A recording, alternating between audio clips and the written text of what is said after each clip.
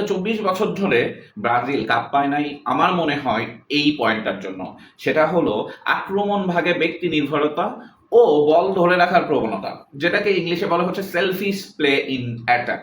আপনি একবার ভাবুন তো, মার্কুইনসের মতন একজন অভিজ্ঞ ডিফেন্ডার যে কিনা নো লুক ব্যাক পাস দিলেন এবং ভুল করে ফেললেন, যেটা থেকে ব্রাজিল একটা গোল হজম করলো। বিশ্বকাপের আগে এইটা সবচেয়ে বড় চিন্তার বিষয়। হাই প্রেসিং ফুটবলের বিপরীতে নিজেদের অর্থে বল ধরে রাখতে গিয়ে ডিফেন্ডাররা খেই হারিয়ে ফেলছেন। এবং মিশরের ম্যাচের ফলাফল আমরা সকলেই মোটামুটি জানি যে ব্রাজিল ২-১ গোলে এই ম্যাচটা জিতে নিয়েছে। তবে ব্রাজিলের যে খেলা, তারা কি আমাদের প্রত্যাশা পূরণ করতে পেরেছে? সলিড গেম খেলেছে? না। এই মিশর ম্যাচে আনচেলত্তি আবারও কিছু পরীক্ষা নিরীক্ষা করেছেন এবং মোটামুটিভাবে ম্যাচটা কাভার করার ট্রাই করেছেন। তবে এখানে একটা বড় ফ্যাক্টর কাজ করেছে হচ্ছে ইউএস এর টেম্পারেচার, যেটাতে ব্রাজিল এখনো খাপ খেয়ে নিতে পারে নাই। এটা বোঝা গিয়েছে। ব্রাজিল এবং মিশরের এই ম্যাচ থেকে আমি ৩টি ভালো দিক এবং ৩টি খারাপ দিক তুলে ধরার ট্রাই করছি। ৩টি ভালো দিকের মধ্যেই আমি প্রথমে যে পয়েন্টটা রেখেছি সেটা হচ্ছে স্কোয়াডের গভীরতা, স্কোয়াড ডেপথ।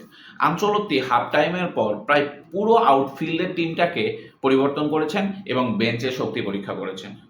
আমরা জানি যে এই বিশ্বকাপটা একটা লম্বা সময় ধরে চলবে, তো এই স্কোয়াড ডেপথ নিয়ে ব্রাজিল যে টুর্নামেন্টের শেষ পর্যন্ত খেলতে পারবে এটা অনায়াসে বলা যায়। সেকেন্ড পয়েন্টে আমি রেখেছি তরুণদের দারুণ ফর্ম। নেইমারের অনুপস্থিতিতে ভিনিসিয়াস, রাফিনা, বিশেষ করে বদলি হিসেবে নেমেছিল এনরিক, এবং সে যে গোল করার ক্ষুধা নিয়ে দৌড়াচ্ছিল এবং অবশেষে একটা গোলও পেল। এটা থেকে বোঝা যায় যে ব্রাজিলের আক্রমণ ভাগ মোটামুটি সিকিউর। ৩ নম্বরে আমি রেখেছি আক্রমণ ভাগের রসায়ন।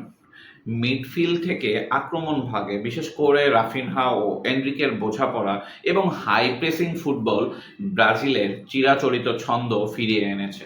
খারাপ দিকগুলোর মধ্যে প্রথমে আমি যে পয়েন্টটা রেখেছি সেটা হলো রক্ষণের মারাত্মক ভুল, ডিফেন্সিভ ব্লান্ডার যেটাকে বলে। হাই প্রেসিং ফুটবলের বিপরীতে নিজেদের অর্থে বল ধরে রাখতে গিয়ে ডিফেন্ডাররা খেই হারিয়ে ফেলছেন। আপনি একবার ভাবুন তো, মার্কুইনসের মতন একজন অভিজ্ঞ ডিফেন্ডার যে কিনা নো লুক ব্যাক পাস দিলেন এবং ভুল করে ফেললেন, যেটা থেকে ব্রাজিল একটা গোল হজম করলো। বিশ্বকাপের আগে এইটা সবচেয়ে বড় চিন্তার বিষয়।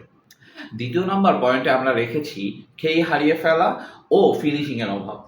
প্রথমার্ধে ভিনিসিয়াস জুনিয়র এবং ইগোর থিয়াগো বেশ কিছু সুবর্ণ সুযোগ ক্রিয়েট করেছেন, কিন্তু গোল করতে পারেননি।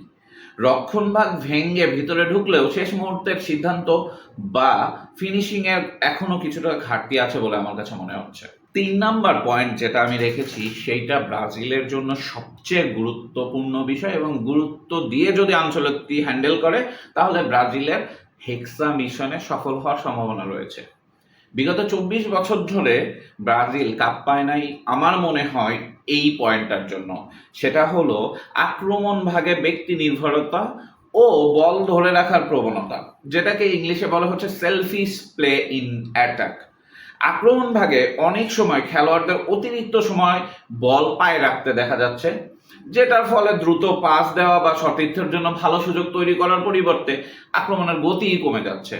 এছাড়াও বেশ কয়েকটি প্রমিসিং আক্রমণ বা অ্যাটাক নষ্ট হয়েছে ঠিক সময়ে পাস না দেওয়া কিংবা ব্যক্তিগত উদ্যোগকে বেশি গুরুত্ব দেওয়ার জন্য, যা দলের সামগ্রিক আক্রমণাত্মক ভাবটাকে প্রভাবিত করে ফেলেছে।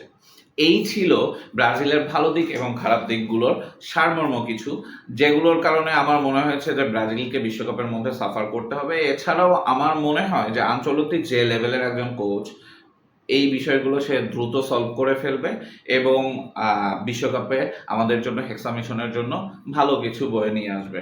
এই আর কি। সবাই ভালো থাকবেন। ধন্যবাদ।